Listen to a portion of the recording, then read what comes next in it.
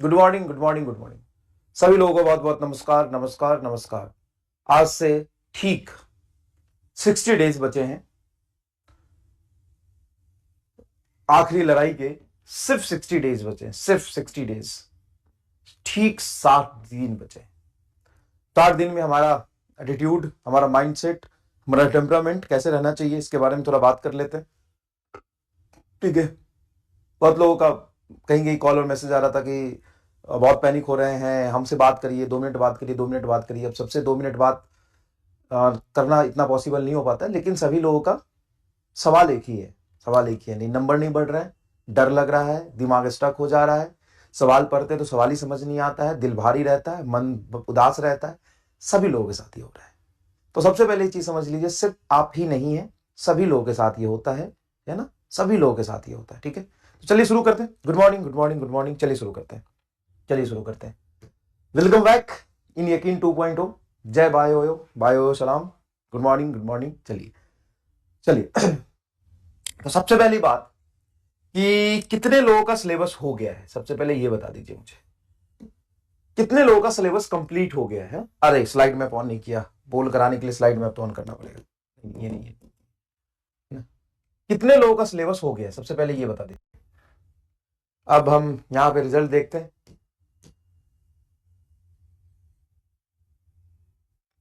60% लोगों का सिलेबस 95% से ज्यादा हो गया। 60% लोगों का सिलेबस, ठीक। 25% लोगों का 75% से ज्यादा हो गया। 10% लोगों का 50% से ज्यादा हो गया। और 5% लोगों का 25% सिलेबस हुआ है।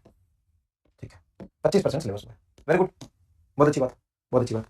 अब आपको क्या करना है कि ये जो 10% लोग हैं, completely completely shift on crash course और उम्मीद।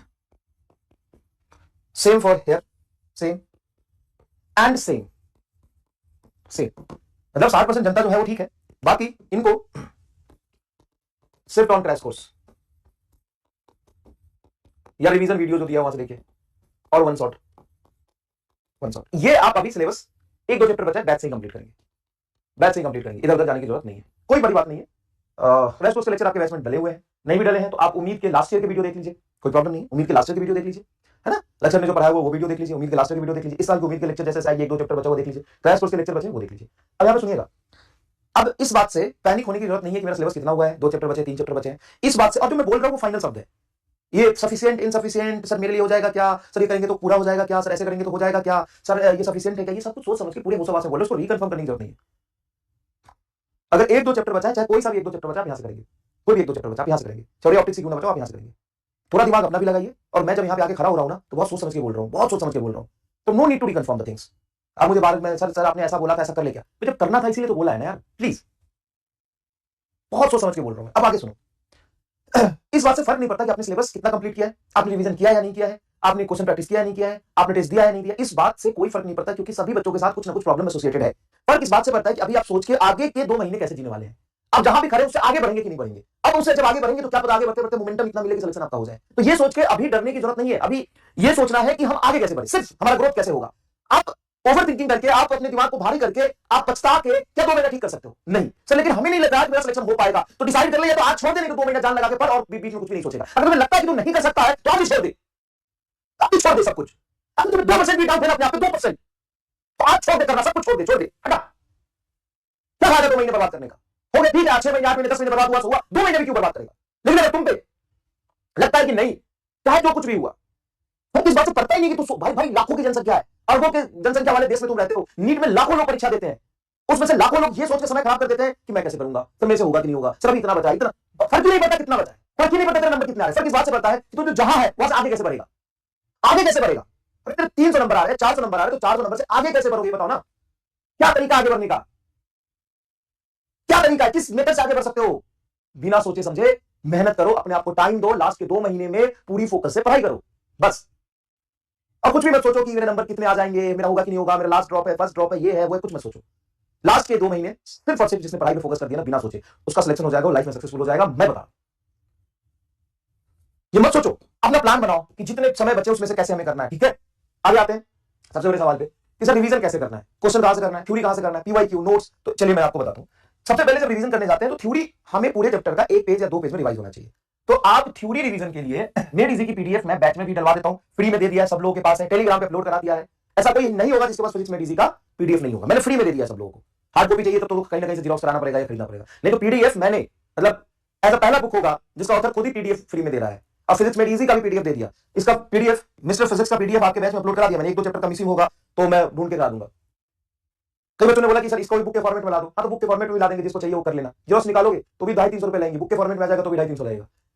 ये पहले आउट कर दिया मैंने पूरा पीडीएफ आपके बैच में, पूरा पीडीएफ आपके बैच में पहले आउट कर दिया बुक आने से पहले। Yes, physics made easy. बहुत बच्चों का मैसेज है कि सर वो सॉफ्ट कॉपी इधर हो जाता है, 3-4 चैप्टर का नहीं भी आए होंगे बेटा, तो 25 चैप्टर तो भेज दिया, तो देख लूंगा कौन सा चैप्टर मिस हो गया, क्योंकि सब चैप्टर दूंगा। फिर आपको हर चैप्टर का 1 पेज एक स्लॉट बनाना है, उससे लिखना है, उसका क्या फॉर्मूले, सारे इंपॉर्टेंट पार्ट याद करना है। जैसे मोशन इन 1D की बात करें तो मोशन इन 1D में डिस्टेंस डिस्प्लेसमेंट की 4 बातें, एवरेज स्पीड का फॉर्मूला, इक्वल टाइम में फॉर्मूला, इक्वल इंटरवल फॉर्मूला, नाली कंसेप्ट, ग्राफ का स्लोप का कंसेप्ट, मोशन इन 1D में इक्वल टाइम में चला गया डिस्टेंस का रेशियो है ना, एनी टाइम में चला गया डिस्टेंस का रेशियो, स्टॉपिंग डिस्टेंस का फॉर्मूला, मोशन अंडर ग्रेविटी में टाइम ऑफ फ्लाइट का फॉर्मूला, ग्राउंड पे वेलोसिटी का फॉर्मूला, तो ये सब आपको पता होना चाहिए। ठीक है, ये सब पता होना चाहिए। ठीक है, ये सब पता होना चाहिए। ठीक है, उसके बाद पीवाईक्यू, तो पीवाईक्यू का है ना हर चैप्टर वाइज मैंने क्लास में करा दिया है, लेकिन अलग से हर चैप्टर के जो पीवाईक्यू होते हैं उसमें से 10-10, 15-15 क्वेश्चन जो एकदम इंपॉर्टेंट है, मतलब आपको 1990 के पीवाईक्यू नहीं करने, 2000 के नहीं करने, 2005 के भी नहीं करने, लेकिन हाँ 2010 से लेकर के 2024 तक करना है। 10 से 2024 तक के जो पीवाईक्यू होंगे उसका एक पेज पर सीट बना के मैं डेली अपलोड करा दूंगा, जैसे जैसे धीरे धीरे सिलेबस वाइज है ना, ताकि आपके बैच में अपलोड करा दूंगा। करते समय टेस्ट दें, आपकी थ्योरी की पूरी रिवीजन हो गई। हाँ सर, थ्योरी की पूरी रिवीजन हो गई। पीवाईक्यू एक्स्ट्रा मतलब आपने पहले भी किया हुआ है, लेकिन एक बार जब डीपीपी अपलोड हो जाएगा, सीट अपलोड हो जाएगा, उससे 1 मोर टाइम हो जाएगा। हाँ सर, पीवाईक्यू का तो कोई टेंशन ही नहीं है, थोड़ा टाइम बचता है तो उम्मीद की पीपीटी लेके क्वेश्चन प्रैक्टिस कर लीजिए। ठीक है, और किसी चैप्टर में बहुत ज्यादा दिक्कत आ रही है, पहले प्रायोरिटी वाइज करना है, ये पहले स्टेप ये करना है, सबसे पहले ये करना है स्टेप 1, उसके बाद आपको स्टेप 2 करना है, ये कर लेना है, उसके बाद स्टेप 3 में ऑलरेडी पीवाईक्यू क्लास के नोट से सब अपलोड हो गए, ये 3 करना है, ये 3 तो आपको करना ही करना है। ये चौथा ऑप्शनल है आपके पास, आपके कॉन्फिडेंस और आपके बूस्टअप के लिए कि मिस्टर फिजिक्स कर पाए, सबके बस की बात नहीं है ये कर पाना। ठीक है ना, तो स्टेप वाइज मैंने बता दी, पहले ये करना है, फिर ये करना जरूरी है क्या, अभी ये कर ये कर ये कर, ये तीनों करना जरूरी है। सुन मैं बता देता हूँ, ये तीनों कर लेगा तेरा सिलेक्शन पक्का है, ये तीनों कर लेगा तेरा सिलेक्शन पक्का है, 200% तेरा सिलेक्शन पक्का है। ये तीनों कर ले, ये तीनों कर ले, बहुत सोच समझ के बोल रहा हूँ मैं, ये तीनों कर ले मेरी इजी से, या आपने फिर से मैं रिपीट कर रहा हूँ, कोई कंफ्यूजन होगा प्लीज मैं फिर से रिपीट कर रहा हूँ, ये इंपॉर्टेंट बात है, लास्ट टाइम रिपीट करो, ध्यान सुनना। मेड इजी का पीडीएफ मैंने दे दिया है, मेड इजी से या अपने बनाए हुए नोट से उसके क्रक्स एक पेज में उसको कन्वर्ट करो और उसको मेड इजी के बुक में अगर है तो, नहीं है तो कोई बात नहीं, अपने दीवार पे चिपका लो, अपने पास रखो, इससे पूरा करो। ठीक है, उसके बाद पीवाईक्यू का एक सीट रोज मैं अपलोड करवाऊंगा, उस पीवाईक्यू से आप देख लेना कि ये दोबारा एक बार सॉल्व कर लेना, रिवीजन हो जाएगा 1 मोर टाइम, और उम्मीद की पीपीटी आप एक बार गो थ्रू कर लेना, इसमें पूरी थ्योरी और पूरा पीवाईक्यू, पूरा तेरे नोट्स के जो अच्छे क्वेश्चन हो सारा यहाँ से रिवाइज हो जाएगा। ठीक है भाई, समझ में आ गया? ये ऑप्शनल, स्टेप 1, स्टेप 2, स्टेप 3 और ये ऑप्शनल, ये बेटा ऑप्शनल, क्लियर है? एनसीईआरटी पढ़ना है, एनसीईआरटी आपको खुद से नहीं पढ़ना, और एनसीईआरटी में कल बैठ के मैंने 3-4 चैप्टर का एनसीईआरटी पढ़ा, यूनिट एंड डायमेंशन का, मोशन इन प्लेन का, उसमें पहली बात मैं बता दूं 50% चीज नहीं है एनसीईआरटी में, जो नीट में आते हैं, ये मैं नहीं बोल रहा हूं कि जो मैं पढ़ाता हूं, जो नीट में आते हैं। अच्छा, इसमें जेईमेन के पीवाईक्यू इसमें इंक्लूडेड होंगे, चल इसमें कर दूं क्या, इसमें मैं पीवाईक्यू नीट प्लस जेईमेन कर दूं क्या, जेईमेन, और जेईमेन के मतलब टॉप 10 रिलेवेंट, सिर्फ टॉप 10 क्वेश्चन जो एकदम अलग अलग हो, रिपीटेड ना हो और रिलेवेंट हो, ये कर दूं क्या? तो ये चाहता है, चल ठीक है कर देता हूं, इससे क्या होगा ना तेरा अट्रैक्शन थोड़ा बनेगा, नहीं तो बहुत सारे बच्चे इसको छोड़ने वाले थे, सर इतनी बार कर लेंगे सर आंसर नहीं याद है सबका। ठीक है, तो नीट के और इस पे रिपीट होंगे ना कंसेप्ट, क्योंकि नीट और जेईमेन में 100% कंसेप्ट रिपीट होते हैं, फिर रिपीट होंगे। ठीक है, तो चल रोज 15 क्वेश्चन का एक सीट अपलोड हो जाएगा, और वो तूने कर लिया तेरा उद्धार हो जाएगा। ठीक है, ठीक है, रोज रोज करूं या एक दिन गैप करके करूं? नहीं, रोज करके खत्म करता हूं ना, क्योंकि बहुत काम करने हैं तुम्हें, है ना, रोज करूंगा तो फिर लास्ट तक जाएगा, ऐसे सॉरी अल्टरनेट करूंगा तो लास्ट तक जाएगा, रोज कर दूंगा ना तो तेरा काम ही फिनिश हो जाएगा, एकदम काम ही तेरा फिनिश हो जाएगा। रोज 20 से 25 क्वेश्चन का पीडीएफ, 25 क्वेश्चन टॉप 20 से 25 क्वेश्चन का पीडीएफ डलवा दूंगा। ठीक है, फिर ये तेरा अप्रैल में खत्म हो जाएगा। ठीक है, अप्रैल में खत्म हो जाएगा। ठीक है, चल अब एनसीईआरटी आपको खुद से नहीं पढ़ना, एनसीईआरटी में 50% चीजें वो नहीं है जो नीट में आती है, 50% चीजें नहीं है जो नीट में आती है। मोशन इन स्ट्रेट लाइन में कहा equal time, equal distance, interval, average speed का फॉर्मूला ड्राइव नीट में आता है, आता है ना नीट में, कहाँ आता है? एक तो यार परेशान रहते हो तुम, और कर रहे हो थान करो तो थान कर लो भाई, देख ऐसा नहीं है कि मैंने ये बोल दिया तो यही सर्वशक्तिमान है, अगर तुम उम्मीद के पीपीटी के बजाय उत्थान कर रहे हो तो कल 100% तेरा सिलेक्शन हो जाएगा, पूरा कर लेना, इसको बंद कर, कोई बात नहीं, उम्मीद छोड़, तो ये कर ले और साथ में उत्थान कर ले, हो गया।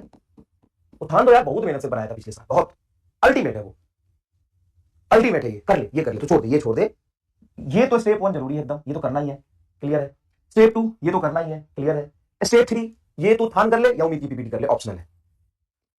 कई बार बहुत गुस्सा आता है, कई बार लगता है यार तुम बोले ही हो बेचारे, इनोसेंटली पूछ रहे हो, तो ये कर ले या उत्थान कर ले, एक ही बात है, उत्थान कर ले या उम्मीद की पीढ़ी कर ले, एक ही बात है। ये भी बहुत मेहनत से बना है, इसको भी बहुत मेहनत से बनाया, इसको बहुत मेहनत से बनाया, सच में दिन रात खून पसीना एक करके बनाया, और इसको भी एक करके बनाया, तो दोनों में से कुछ भी कर लें, ठीक है। तो फिर से आते हैं NCERT. NCERT is not required, आपको नहीं करनी एनसीईआरटी, आपको नहीं करनी एनसीईआरटी। अब बोले यकीन प्लस बेटा तू सिलेक्शन ले ले, बस इतना कर ले यकीन प्लस अब छोड़, वो रैंकर्स के लिए, तेरे लिए नहीं है। जिसको रैंक चाहिए उसके लिए, जिसको बाप रे बाप, देख तू ये इतना नहीं कर पा रहा है, मास्टर के सोच उसने क्या क्या कर दिया वो ये कि जिसको रैंक चाहिए उसके लिए, तुम्हें रैंक होना चाहिए, तुम्हें सिलेक्शन चाहिए, बस जिसको रैंक चाहिए उसके लिए यकीन प्लस, अब उसको करना है